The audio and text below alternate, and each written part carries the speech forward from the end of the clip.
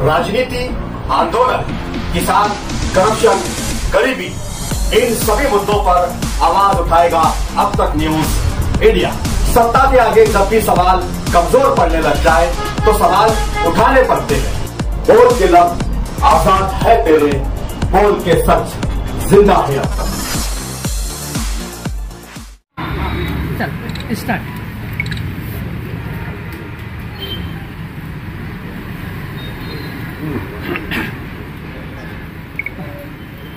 मालेगांव शहर की मुसलसल बदनामी की जा रही है और किरीट सोमैया 17 जनवरी को मालेगांव वापस आए और मुसलसल वो मालेगांव आ रहे हैं और जो बयानात दे रहे हैं उससे कहीं ना कहीं ये जाहिर हो रहा है कि मालेगांव शहर को जानबूझकर टारगेट किया जा रहा है। पिछले हफ्ते में आसिफ शेख की तरफ से एक कमेटी आई थी। वो कमेटी ने समाजवादी पार्टी के जिम्मेदारान से मुलाकात की और उन्होंने ये कहा कि गैर सियासी प्लेटफॉर्म बनाने की ज़रूरत है।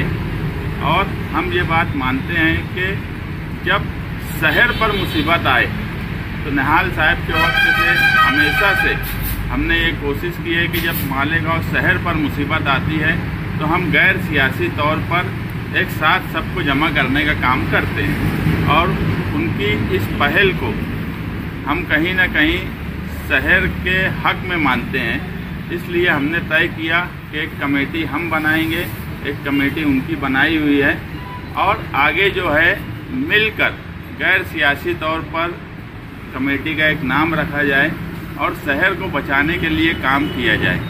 क्योंकि हम देख रहे हैं कि फिरका परस्तों की तरफ से कहीं पर भी ऐसा जाहिर नहीं हो रहा है कि मालेगांव शहर को कोई डेवलपमेंट या तरक्की के लिए यहाँ कुछ दिया जाए, सिवाय बदनामी और मालेगांव शहर को अलग अलग जिहाद के नाम से याद करने के अलावा कुछ नहीं किया जा रहा है। किरीट सोमैया जो आ रहे हैं वो जो बयानात दे रहे हैं उसमें कोई सच्चाई नहीं है, मगर डिपार्टमेंट को डराया जा रहा है। वो माजी खासदार हैं बीजेपी के, कहीं ना कहीं ऑफिसर उनके दबाव में आकर जो सच्चाई है वो सामने नहीं ला रहे हैं। और पीछे जो 1500 बांग्लादेशी मालेगांव शहर में है, इस तरह के जो बयानात दिए गए, उसके बाद अभी जब वो आए तो उन्होंने ये कहा कि 4000 बांग्लादेशी हो गए, जबकि मालेगांव शहर में सबसे पहले हमने इस मामले में प्रेस कॉन्फ्रेंस बुलाई और ये बात बताई डिटेल में कि ऐसा कुछ नहीं है। जो अरीजे तहसीलदार में दिए गए जनवरी 2023 के बाद वो 3200 के करीब अरीजे दिए गए थे, जो एफिडेविट करके कारपोरेशन से सर्टिफिकेट लेने की जिसमें बात थी। मगर वो 4000 की जो बात बोलते वो भी गलत है। कई अरीजे तहसीलदार ने रिजेक्ट भी किए, उसकी भी डिटेल उन्होंने नहीं बताई। और पेपर इस तरीके से वो बता रहे हैं, छावनी पुलिस स्टेशन में उन्होंने एक कंप्लेन का अरीजा भी दिया, एफआईआर नहीं हुई मगर अरीजा दिया गया। और हम ये बात मानते हैं कि इस तरीके से शहर को बदनाम करना ये मुनासिब बात नहीं है। हमारे लीडर अबू आसिम आजमी साहब जो हमेशा महाराष्ट्र के मुसलमानों पर जब भी कोई मुसीबत आती है, वो किसी भी शहर के हो, तो वो फिक्रमंद रहते हैं। मालेगांव में वाहिद लीडर हैं, यानी महाराष्ट्र में वाहिद लीडर अबू आसिम आजमी है, जो हमेशा से मुसलमानों के पर जब भी मुसीबत आई है, वो कानूनी तौर पे हो, जमहूरी तौर पे हो या असेंबली हॉल में हो, उन्होंने नुमाइंदगी की है। हमने उनसे बात की है। जो एसआईटी नियुक्त हुई है, हम ये भी मानते हैं कि वो एसआईटी कहीं ना कहीं सरकार के दबाव में काम करने वाली है। और किरीट सोमैया जिस तरीके से सरकार को भी गुमराह कर रहे हैं, एसआईटी अगर सरकार सही तरीके से मालेगांव शहर के तहसील विभाग हो, कारपोरेशन डिपार्टमेंट हो या पुलिस डिपार्टमेंट हो, इनसे अगर रिपोर्ट ली होती तो मुझे नहीं लगता कि एसआईटी यहाँ नियुक्त हुई होती। मगर गुमराह करके एसआईटी को नियुक्त किया गया और कहीं ना कहीं ये गुमराही की जाएगी। इसलिए हमने आसिम भाई को बोला कि कानूनी तौर पे मालेगांव शहरियान की मदद की जाए। उसके लिए वो भी रजामंद है कि मालेगांव शहर की कानूनी तौर पे वो मदद करें। और अगर गैर सियासी प्लेटफॉर्म एक बनेगा तो हम आसिफ शेख से भी यही कहेंगे कि आज महाराष्ट्र में अबू आसिम आजमी साहब जो हैं वो कहीं ना कहीं मुसलमानों की नुमाइंदगी करते हैं, उनसे चल के मिला जाए और कानूनी तौर पे वो हमारी क्या मदद करेंगे उनसे मदद ली जाए। ज़रूरत पड़े तो हाई कोर्ट में भी चैलेंज किया जाए, ऐसी हमारी कोशिश है। क्योंकि जो बातें की जा रही हैं मुसलसल, उन बातों से यही साबित होता है कि एक रजिस्ट्रेशन का जो इंडिया सरकार, भारत सरकार ने था registration of birth and death act 1969, जब बर्थ और डेथ का रजिस्ट्रेशन होना शुरू हुआ उस वक्त म्यूनसिपैलिटी में सैलाब आया, वहाँ से सारे सर्टिफिकेट जो थे वो ज़ाय हो गए। और हमेशा कारपोरेशन ऑफ या पहले म्यूनसिपैलिटी उन्होंने यही कहा कि 1969 से पहले का रिकॉर्ड उनके पास नहीं है। कई मुद्दे ऐसे हैं जो लोगों के सामने, खास तौर से मालेगांव बाहर जो लोग रहते हैं महाराष्ट्र भर में, उनके सामने ये सब बातें आना ज़रूरी है। इसलिए हमने आज प्रेस कॉन्फ्रेंस बुलाई है और हमने एक कमेटी बनाई है। उस कमेटी में अलहाज कारी जैनुल आबदीन साहब, अब्दुल रशीद शेख एवले, अतर हुसैन अशरफी, एडवोकेट तौसीफ शेख, सुहेल अब्दुल करीम, अब्दुल बाकी रासन वाले, मौलाना जाहिद नदवी, रिजवान खान सर, मुशरिफ खान रंगाड़ी, कलीम भैया लाल शाह, शेख अनीस मिस्त्री, डॉक्टर रेहान रहीमी, आमिन फारूक, मसीउल्लाह बेस्ट और अस्पाक मेंबर, ऐसा 15 लोगों की हमने एक कमेटी बनाई है जो मुश्तरका तौर पर शहर में एक प्लेटफॉर्म बनाकर, और इसमें जो है हम जो लोग समाजी कामकाज करते हैं और जो भी सियासी तौर पर कामकाज करने वाली पार्टियां मालेगांव शहर में छोटी बड़ी हैं, उनको सबको एक प्लेटफॉर्म लाकर हम शहर की नुमाइंदगी करना चाहते हैं, ताकि अगर आने वाले वक्त में शहर को या शहरियान को कोई तकलीफ हो तो उनकी कानूनी मदद की जाए, उनकी सियासी मदद की जाए, उनकी जमहूरी मदद की जाए।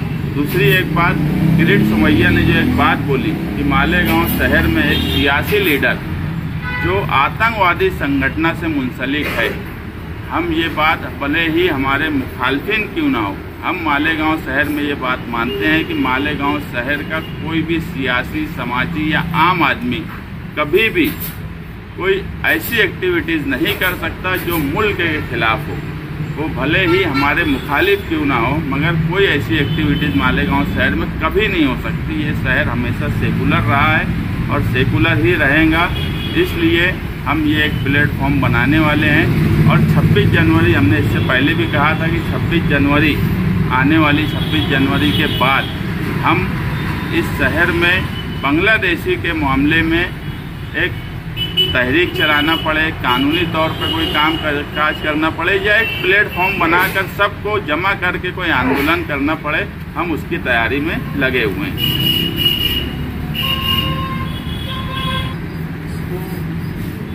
इसके सामने जाने के लिए या उसको काउंटर करने के लिए कुछ ऐसे मुद्दे जो वकीलों के जरिए आपने लिए हैं, आपको एहतजाज के अंदर आप इस्तेमाल करेंगे या वासिम आदमी साहब को बताएंगे? हाँ, हमने सारे पेपर वर्क हमने भी लेकर रखे हैं। मैं तो यहाँ तक कहूँगा कि अगर किरीट सोमैया के पास कोई ऐसा एक कागज या एक पेपर हो जो ये साबित कर दे कि मालेगांव शहर का ये आदमी बांग्लादेशी है, तो वो 26 जनवरी से पहले मालेगांव शहर में आकर अगर हमारे से बातचीत करे तो हम उसके लिए भी तैयार हैं। अगर वो एक पेपर बता दे कि ये बांग्लादेशी है तो हम खुद भी उसके साथ में, अगर कोई बांग्लादेशी है तो हम नहीं चाहेंगे कि मालेगांव शहर में कोई बाहर का आदमी आए। हम उसके कागजात देखेंगे और उसके कागजात का सबूत अगर उसके पास है, सही में सबूत है, तो वो हमको बताए। क्योंकि हमारे पास जो जो नाम उसने बोला है आज तक, जिनके नाम बोला है, वो सब लोग जो है वो भारत के शहरी हैं, इंडियन, उनके पास सबूत है। वो सब पेपर हमारे पास भी है। अगर वो चाहे तो हमसे डायरेक्ट रूबरू भी बात करना, जहाँ चाहे मालेगांव शहर में, हम उसके लिए भी तैयार हैं। जानबूझ के माहौल खराब करने के लिए महाराष्ट्र के अलग अलग शहरों में भी किरीट सोमैया जा रहे हैं, क्या उनका लक्ष्य जो है वो कारपोरेशन के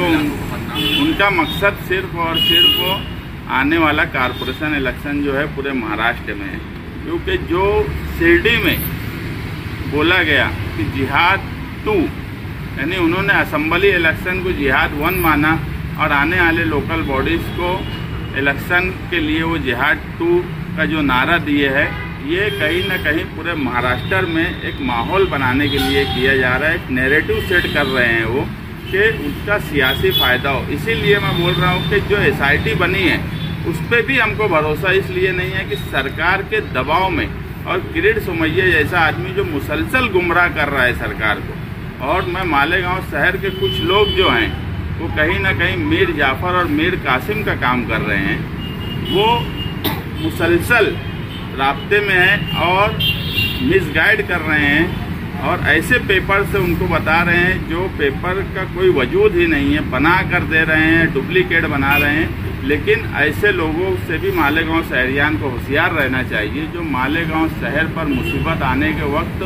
फिरका परस्तों का साथ दे रहे हैं। ऐसे भी कुछ लोग हैं। एहतजाज के आपके तरीके क्या?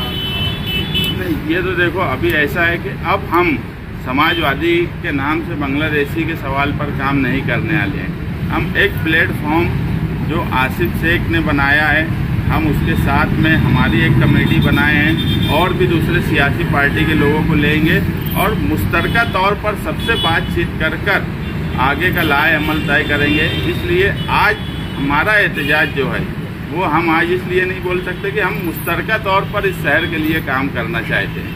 सभी सियासी पार्टी को एक साथ, हाँ, हमारी कोशिश यही रहने वाली है कि सभी सियासी पार्टियों को एक साथ लिया जाए। देखो, ऐसा है कि इस शहर में ये ज़रूरत पड़ना ही नहीं चाहिए थी। किसी आज जो MIM के MLA हैं, पहली जिम्मेदारी इनकी थी कि असेंबली हॉल में अगर ये बात हुई तो उन्होंने पूरा रिकॉर्ड तहसील और कारपोरेशन से लेकर असेंबली हॉल में बोलना चाहिए था, मगर वो नहीं बोले। इसलिए आज ज़रूरत ये पड़ रही है कि गैर सियासी तौर पर एक प्लेटफॉर्म बनाया जाए और जो लोग असेंबली में हकीकी नुमाइंदगी करते हैं उनसे मिला जाए, ज़रूरत पड़े तो गवर्नर से मिला जाए, ज़रूरत पड़े तो हाईकोर्ट जाया जाए, मगर जो नुमाइंदगी का जिनके पास अधिकार था, जिन्हें शहर ने नुमाइंदगी दी, हम ये मानते हैं कि वो नुमाइंदगी में फेल हो गए हैं। और आज जो है, ये तो बात मैं हमेशा बोलता हूँ कि वो उनके लोगों के लिए भी, जो लोगों ने उनका काम किए, जो लोग उनके साथ साना बसाना चले, उनके लिए भी वो कोई काम नहीं कर सकते। ये बात शहर भी देख रहा है। वो मुसलसल हमेशा हमने देखा है कि वो अपने लिए ही जो भी काम करते हैं, खुद के लोगों के लिए भी वो कोई काम नहीं करते। आज शहर देख रहा है कि उनके लोग भी परेशान हैं, फंस रहे हैं या जो भी मामला है, मगर वो कोई काम ऐसा नहीं करते कि वो किसी की भी नुमाइंदगी कर सके। ये लोग भी फंस रहे हैं, ये लफ्ज़ का आपने इस्तेमाल करा इस मामले में? तो पूरा शहर देख रहा है, फंस रहे हैं या सच है मुझे वो नहीं मालूम, वो इंक्वायरी का एक मामला है। मगर जो लोगों ने उनके लिए काम किया उसके लिए भी वो कोई नुमाइंदगी नहीं कर सकते, तो वो दूसरे लोगों के लिए क्या करेंगे। दूसरी बात कि मेरे पास मुसलसल कुछ लोगों का फ़ोन आ रहा है जो 12 नवंबर में मेरे साथ जेल में थे, मेरे साथ मुसीबत उठाए। हम तारीख पर जा रहे हैं, तारीख पर हम हाजिरी लगा रहे हैं। हमारे साथ यहाँ तौसीफ वकील खड़े हैं, बैठे हैं, एडवोकेट अजीम खान सीनियर वकील हैं। मगर कुछ 12 नवंबर के जो लोगों ने 12 नवंबर का प्रोग्राम अरेंज किया, हम तो सपोर्टर थे, जो दूसरे सियासी समाजी लोग थे वो कहीं ना कहीं आज मुसीबत में है। वो मुझे मुसलसल बोल रहे हैं कि ऐसे भी कुछ लोग FIR में हैं जो ना बेल लिए हैं, ना ही अभी तक अरेस्ट हुए हैं। हम ये चाहते हैं कि सब लोगों पे कार्रवाई हो। वो इसलिए ज़रूरी है कि जब तक जितने लोगों का नाम FIR में आता है, जब तक सबके सब लोग कोर्ट में हाजिर नहीं होंगे, हमारा केस नहीं चल पाएगा। और हमको मालूम है कि हम सब बेगुनाह हैं, लेकिन केस चलना चाहिए। इसलिए मैं खुद पुलिस डिपार्टमेंट से मिला हूँ और ये बोला हूँ कि जो लोग ऐसे हैं जो अभी तक अरेस्ट नहीं हुए, उसमें कुछ कंपाउंड के लोग भी हैं जो बहुत अपने आप को उत्तम समझते हैं, जिनकी वजह से पूरी मुसीबत आज शहर पे 12 नवंबर की आई, मगर उन्होंने किसी की मदद नहीं की, सिर्फ अपने परिवार की मदद करने की कोशिश की और आज वो अपने आप को बचा रहे हैं। ऐसे लोगों पर भी मेरी ये रिक्वेस्ट है पुलिस डिपार्टमेंट से कि उनके पर सख्त से सख्त कार्रवाई होना चाहिए। अगर FIR में नाम है तो अगर वो बेल नहीं लिए है तो उनके ऊपर कार्रवाई होना चाहिए ताकि हमारा केस चल सके, चार्ज फ्रेम हो सके।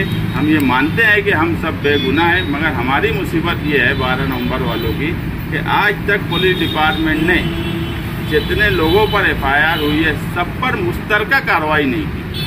मुस्तकिल भाई, आपको साबिक MLA शेख आसिफ ने एक कमेटी बनाई, आपने भी एक कमेटी, अगर दोनों कमेटी के जिम्मेदारान मिलकर मौजूदा MLA से बातचीत करेंगे, कहीं ना कहीं ये मामला को आगे प्रशासन तक ले जा सकते हैं। असेंबली में आने वाले सेशन में आवाज़ भी उठा सकते हैं तो वो बदनाम किया जा रहा है, रोहिंग्या मुसलमान, तो इसको लेकर कुछ सोच विचार हो सकता है? देखो, मुझे मालेगांव शहर के जो जिम्मेदार हैं मुसलसल ये बात बोल रहे हैं कि मौजूदा MLA से कुछ नहीं होगा, तुम लोग कुछ करो। अब अगर शहरियान की ये राय बन चुकी है कि उनसे कुछ नहीं होगा, और हम खुद देख रहे हैं कि मुझे एक बात बताओ कि ये मामले में हमको या तुमको बोलने की ज़रूरत है क्या कि मौजूदा MLA को नुमाइंदगी करने की ज़रूरत है? उनकी जिम्मेदारी है, ये जिम्मेदारी हमारी नहीं है, ये जिम्मेदारी आसिफ शेख की नहीं है, ये जिम्मेदारी एजाज बेग की नहीं है, ये जिम्मेदारी किसी और पॉलिटिकल पार्टी की नहीं है। जिसको लोगों ने चुन कर दिया उनकी जिम्मेदारी है, उसको मुझे या तुमको बताने की ज़रूरत नहीं है। अगर वो नुमाइंदगी नहीं कर रहे हैं तो एक प्लेटफॉर्म बनना चाहिए ताकि एक ताकत के साथ इस बदनामी को हम ख़त्म कर सकें। मुस्तकिल भाई, 12 नवंबर में भी मुफ्ती साहब इस मामले से दूर रहे, 12 नवंबर वहाँ पर भी नुमाइंदगी नहीं की और इस बदनामी के अंदर भी वो कहीं दिखाई नहीं दे। क्या लगता है इसके पीछे का रीज़न क्या है? वो इस पर खामोश क्यों है? या किसी दबाव के चलते, या फिर एकनाथ शिंदे या दादा भुसे ताल्लुकात अच्छे इसलिए चुप है?